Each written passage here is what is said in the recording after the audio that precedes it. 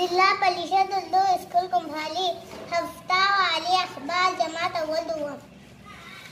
पालतू जानवर के नाम, जंगली जानवरों के नाम, फलों के नाम, फूलों के नाम, अल्फाबेट 2 लेटर वर्ड्स।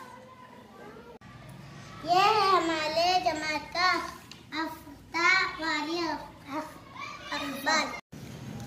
जंगली जानवरों के नाम, शेर, लोमड़ी, घोड़ा, हाथी, बाघ, बैल, कोला, हिरन,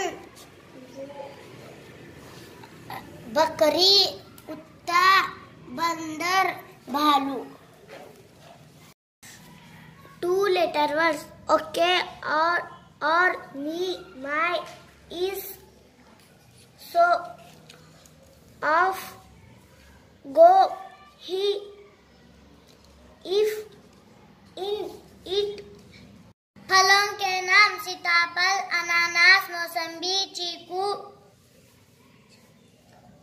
तरबूज, संतरा, जामुन, सेब, तरबूज, केला, स्ट्रॉबेरी, आम, नारियल।